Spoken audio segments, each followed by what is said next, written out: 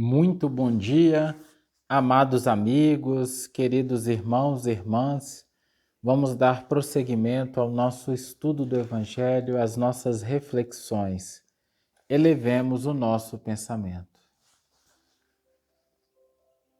Jesus, Pai de amor,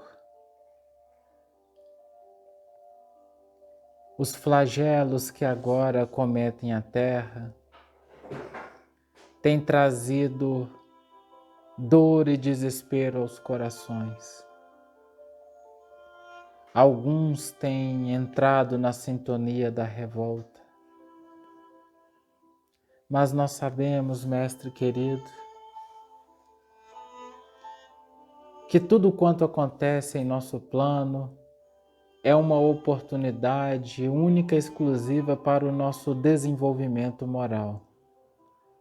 Que tenhamos os olhos abertos, os ouvidos atentos, para transformar aquilo que nós chamamos de sofrimento em oportunidade. Que consigamos realmente entender, compreender e sentir que tudo o que está acontecendo agora, todas as dificuldades, sejam financeiras, de relacionamento, é um grande chamamento para que possamos olhar para dentro de nós mesmos e consigamos desenvolver novas virtudes, vencer as nossas mazelas interiores e nos alinhar definitivamente para a jornada de retorno ao Pai. Sê conosco, Mestre querido. Dai-nos a força para que comecemos a vivenciar a indulgência e a caridade para com nós mesmos, de maneira que, fortalecendo essas virtudes e esses sentimentos em nós, possamos expandi-las, transbordá-la para todos que nos cercam. Rogamos de Ti força e amparo para que consigamos cada vez mais vivenciar em atitude, pensamento e sentimento a lei de caridade e de amor. Sê conosco, Mestre amado Jesus, hoje e sempre, que assim seja.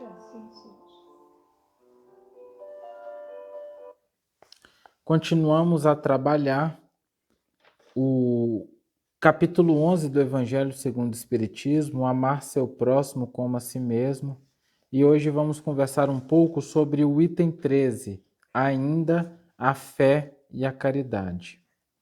É uma mensagem de um espírito protetor que foi psicografada na cidade de Cracóvia em 1861.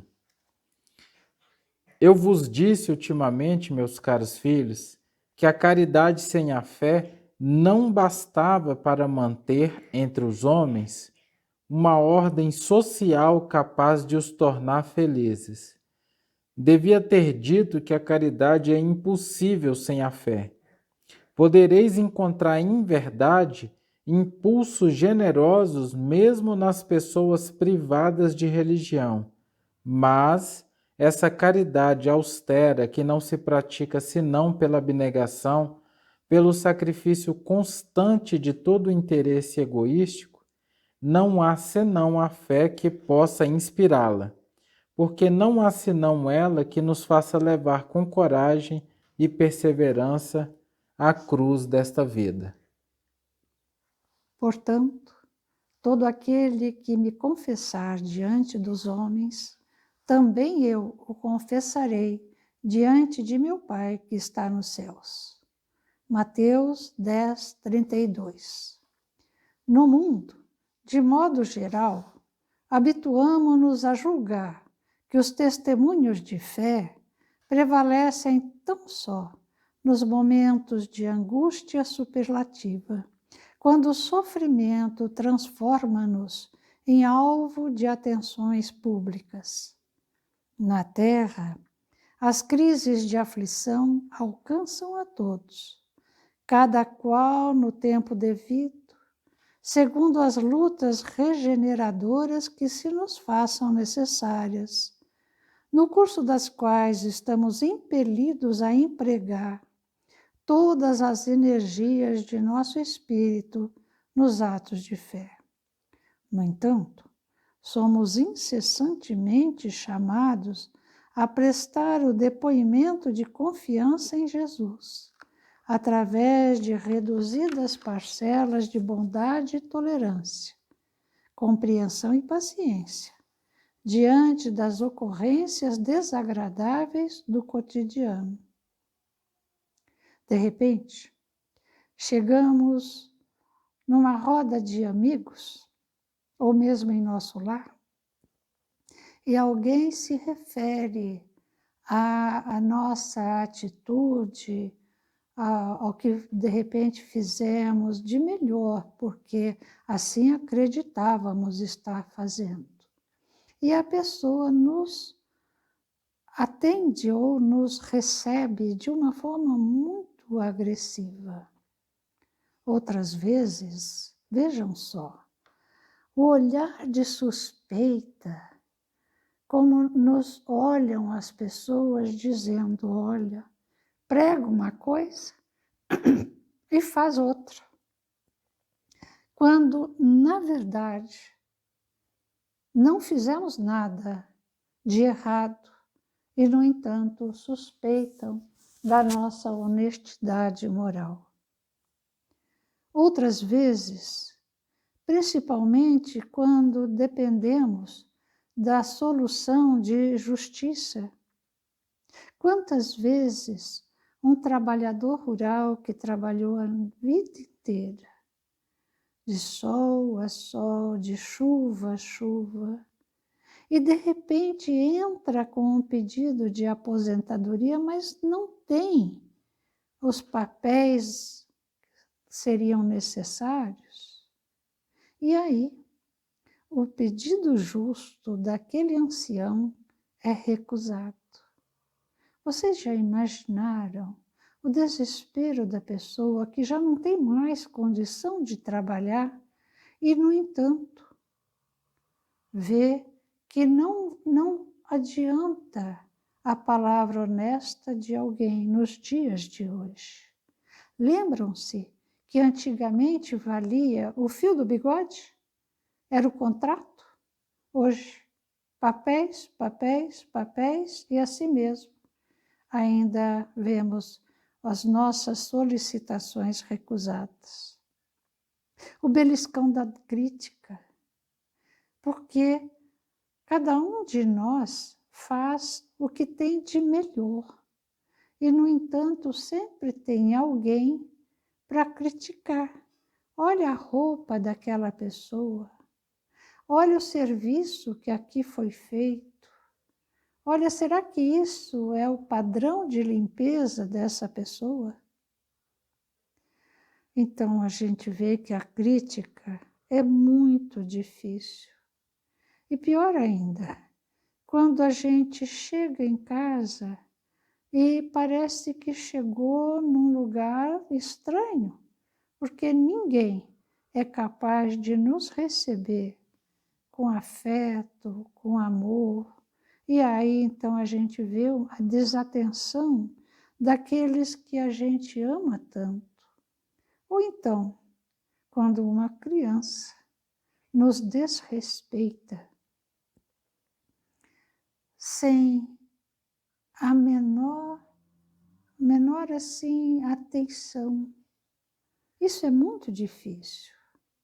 Outras vezes, nós estamos com um desajuste orgânico que de repente nos surge.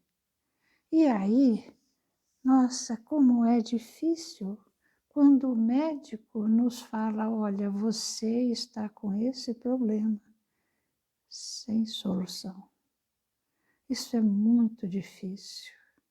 É muito difícil também quando a gente tem um prejuízo que às vezes vai, assim, o dinheiro que a gente acumulou numa vida e de repente a gente tudo perde, porque foi feita uma transação infeliz. E finalmente, o desafio da discórdia.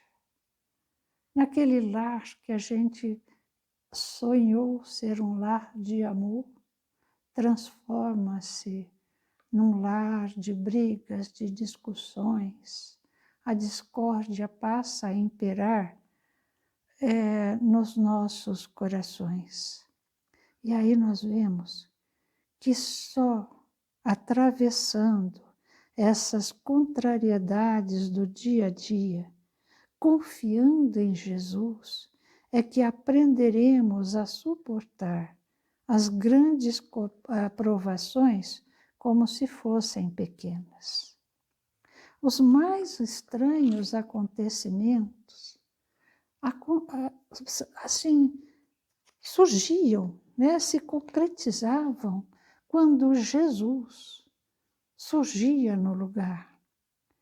A sua determinação refazia o corpo ulcerado, que volvia a movimentar-se. Antes dele, ninguém se atrevera a adentrar-se pelo misterioso mundo da morte, mas ele sim. Então, eu vou ler para vocês 2 trechos do Evangelho de Mateus. Então, é o seguinte, no capítulo 8, versículo 5, a cura do servo do centurião. Tendo entrado em Cafarnaum, aproximou-se dele um centurião, fazendo-lhe uma súplica, dizendo: Senhor, o meu servo jaz em casa paralítico e sofre muito. Jesus disse-lhe: Eu irei e o curarei. Mas o centurião, respondendo, disse: Senhor, eu não sou digno de que entres na minha casa. Dize, porém, uma só palavra, e o meu servo será curado. Pois também eu sou um homem sujeito a outro, tendo soldados às minhas ordens, e digo a um: vai, e ele vai, e a outro: vem, e ele vem. E ao meu servo: faze isto, e ele o faz.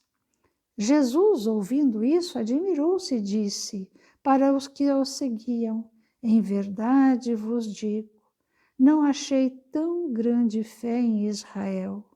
Digo-vos, pois, que virão muitos do Oriente e do Ocidente, e que se sentarão com Abraão, Isaque e Jacó no reino dos céus, enquanto que os filhos do reino serão lançados nas trevas exteriores, onde haverá pranto e ranger de dentes. Então Jesus disse ao centurião: vai, seja-te feito conforme creste. Naquela mesma hora ficou curado o servo. E o outro trecho de Mateus, no capítulo 9, no versículo 18. Enquanto lhe dizia estas coisas, ele tinha acabado de curar a mulher hemorroíça, que disse: se eu tocar a fímbria da roupa dele, eu ficarei curada. E aí, nesse trecho do Evangelho de Mateus, nós ouvimos o seguinte: enquanto lhes dizia estas coisas, eis que um príncipe da sinagoga se aproxima dele e o adora, dizendo: Senhor, morreu agora minha filha, mas vem, põe a tua mão sobre ela e viverá. Jesus, levantando-se, o seguiu com seus discípulos. Eis que uma mulher que havia 12 anos padecia de um fluxo de sangue se chegou por detrás dele e tocou a fímbria do seu vestido. Dizia dentro de si: ainda que eu toque somente o seu vestido, serei curada. Voltando-se Jesus e vendo-a, disse: tem confiança, filha, a tua fé te sarou. E ficou sã a mulher desde aquele momento. Tendo Jesus chegado à casa do príncipe da sinagoga, e tendo-os visto os tocadores de flauta e uma multidão de gente que fazia muito barulho, disse: Retirai-vos, porque a menina não está morta, mas dorme. Eles o escarneciam. Tendo-se feito sair a gente, ele entrou e, tomando a menina pela mão, ela se levantou. E divulgou-se a fama deste milagre por toda a terra. Então, nós acabamos de ver que a vinda de Jesus era de profundo amor, de profunda caridade. E nós vamos ver que assim que a menina se levantou, ele disse: dê-lhe de comer.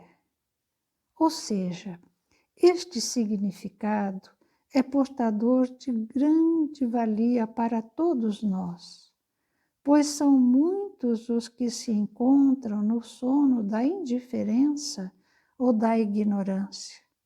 No entanto, podem passar os séculos e, sendo impossível continuar dormindo, predispõe-se a aguardar a doce e enérgica voz: desperta e anda.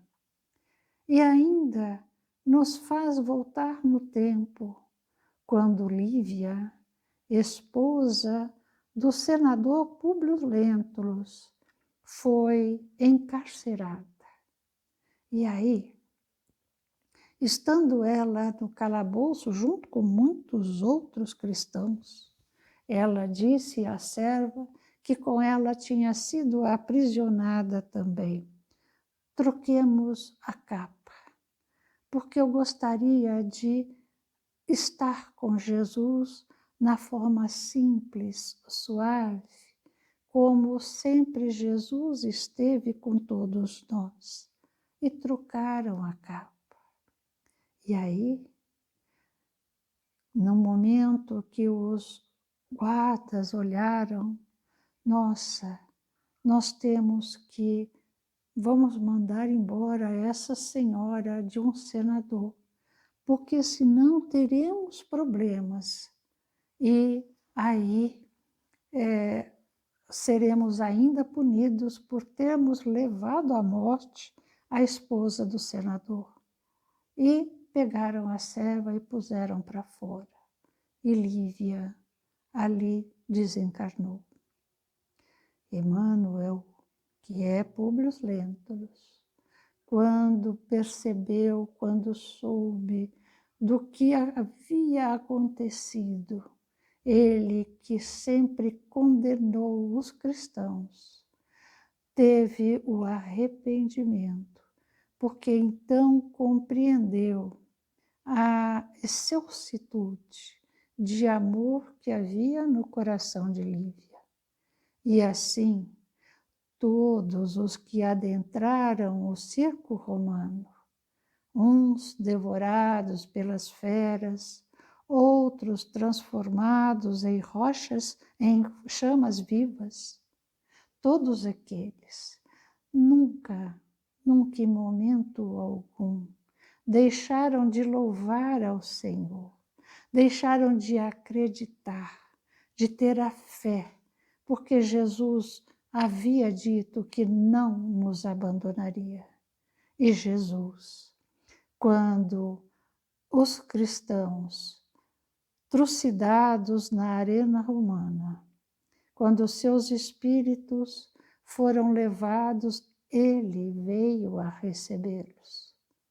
Ele os envolveu em profundo amor, porque não negaram em momento algum a fé, a confiança no que Jesus havia dito.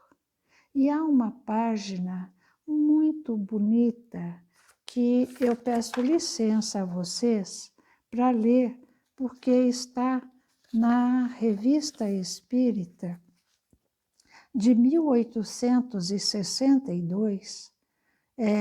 O assunto está na edição de fevereiro e é de Georges, bispo de Périgueux. Vejam só que mensagem mais delicada, mais suave, que nos congrega a nos lembrarmos do Sermão do Monte, da sublimidade do amor de Jesus, a nos envolver naqueles instantes, a nos conduzir pelos caminhos do amor. Não nos esqueçamos que Jesus disse que estaria conosco até o findar dos tempos. E tudo aquilo que passamos nesses momentos que estamos encarnados, são momentos em que precisamos resolver algumas pendências que deixamos para trás. Então, aquilo que consideramos de forma negativa na nossa vida, passemos a mudar o nosso olhar e vamos olhar como uma oportunidade de resgatarmos, de caminharmos, de nos lembrarmos em todos os instantes de que Jesus não nos abandona, que Jesus está conosco e que se as dificuldades são superlativas, mais ainda Ele nos toma pelas mãos e só diz a cada um de nós: vem, filho meu, caminha, envolve o teu coração em luz. Eu estou contigo, porque não te lembras do amor que em todos os instantes eu demonstrei para que caminhasses, para que tivesses coragem, para que fosses à frente. Então, nesse instante, vou ler a vocês essa mensagem do Bispo de Périgueux. Sou a fé. Moro com a esperança, a caridade e o amor no mundo dos espíritos puros. Muitas vezes deixei as regiões etéreas e vim à terra para vos regenerar, dando-vos a vida do Espírito. Mas, fora os mártires dos primeiros tempos do cristianismo e alguns fervorosos sacrifícios, de longe em longe, ao progresso da ciência, das letras, da indústria e da liberdade, não encontrei entre os homens senão indiferença e frieza, e tristemente retornei o meu vôo para o céu. Julgais-me em vosso meio, mas vos enganais, porque a fé sem obras é um semblante de fé. A verdadeira fé é vida e ação. Sou a fé, e o meu reino começa entre os homens, reino pacífico que os tornará felizes no presente e na eternidade. Vejam, meus amados irmãos, que nos falta tantas vezes a fé quando reclamamos do parente infeliz que temos que conviver, do desemprego tantas vezes que nos faz chorar, de tantos sofrimentos que batem à nossa porta. Mas aprendamos a rezar, aprendamos a imaginar que Jesus sentado à nossa frente está e conversemos com Ele. Senhor, veja, eu estou aflito. Olha só o problema que eu preciso resolver. Ajuda-me, Mestre.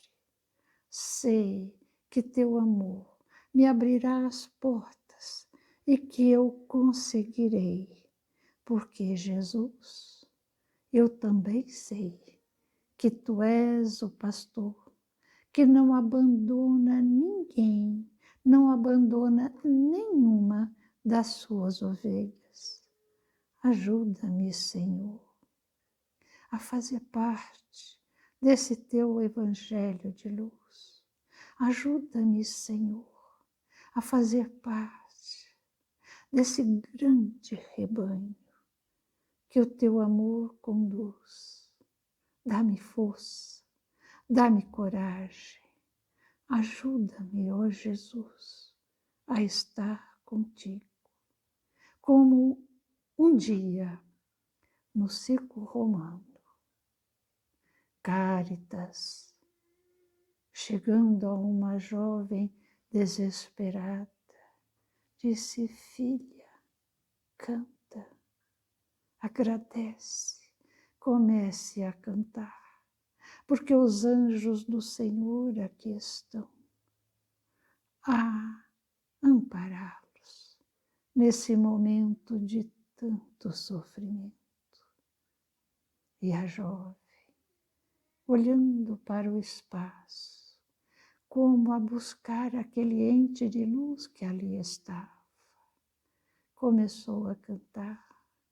E todos os outros cristãos começaram também a entoar o canto de amor, o canto de agradecimento a Jesus, que nesse instante busquemos todos nós também entoar esse cântico de amor que o Senhor nos auxiliou e nos deu o caminho quando disse a todos nós: bem-aventurados sois vós, porque contigo estou e sempre estarei. Que assim seja. Que assim seja.